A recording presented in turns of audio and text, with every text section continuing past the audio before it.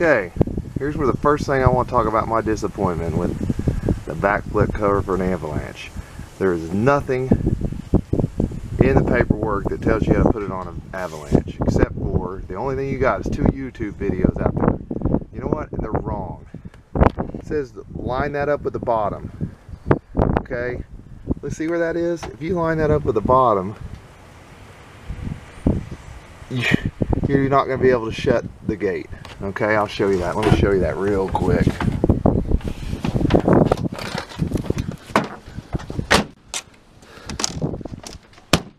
Right there, it shuts. If you're any lower, it's not going to shut. Okay, trust me, you're not going to shut this tailgate. You're going to run into the side of that.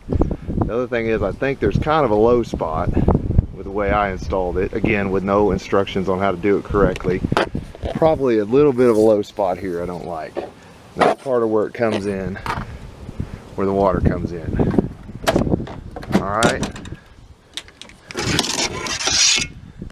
Alright, here is the replacement rail I was given, because the first one had those rivets put in backwards, right? So you couldn't put it up against that rail, this rail here. And again, you only got a 1/2 inch to work with there. Also, on the first one I was given, that wasn't a rivet on there, that was a screwed in catch. Alright? And again, you couldn't, with the screw sticking out the back side, you couldn't have put it up where you needed to as well. So, alright.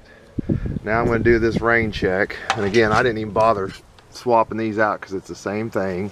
I've already had to move the rod to work and the rod stay, and I put the original guttering back in so that you really can't hang up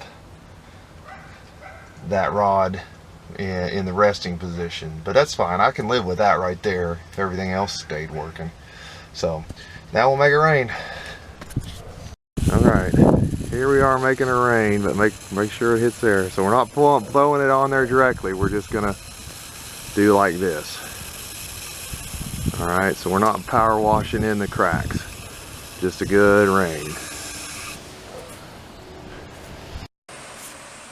Okay, here we are raining, and I'm kind of here, but it wants to puddle right there, and that's probably part of the problem, you know.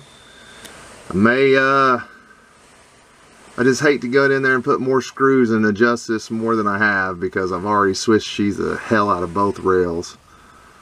So we'll see how it's going on the inside. Okay, first leak is going to be right here in this second joint. Drip, drip, drip. Right here, several spots down this second joint. And that's not even where it's pooling on the outside, but it's dripping right through there, right off that D-ring. You can even see the dirt where it has before. Dripping right there. Was it behind the joint there? There's the hinge, there's the drip. So there's your first 2 drips. And that's coming through a joint. There ain't no other way to say that. That's coming right through the damn joint, right around the fiberglass. I'm thinking maybe that's coming through maybe where that screw is and traveling down. Which, those screws are worthless, these D-rings, because you've got nothing that came with this equipment to tie anything off of those D-rings. So, already leaking back here. This is the second joint. Can I get that? That's the third joint dripping off the D-ring. Alright. And amazingly enough, right there where it puddles by that third joint D-ring is not leaking at this point.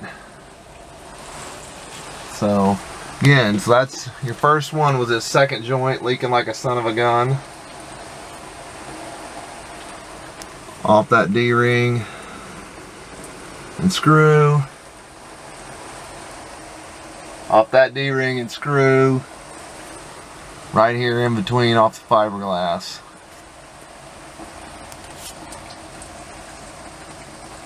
Yeah, this has been raining for a few minutes now, and you know what? If I was sleeping in here, it would suck. Right there.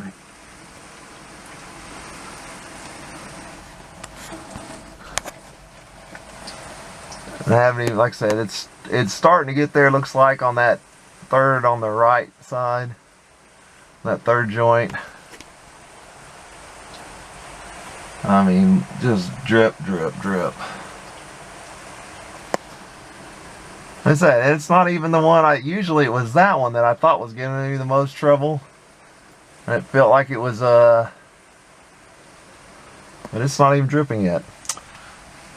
So again, you can see how much water was in here. So, again, right there at that spot, this first spot, be the second joint D-ring, second joint, and third joint D-ring over there on the left. Yeah, that's about it. Alright, one more spot. That's about the middle of that third joint is dripping. Right there, and you can see on the floor where it's dripping too. Again, that's just dead set in the middle. Puddling a little bit over here on top, but nothing's coming through here yet. Dead set in the middle of that third. See, there's that 1, 2, yeah, third joint. Again, let me get another look at that. There's that D-ring drip. Drip.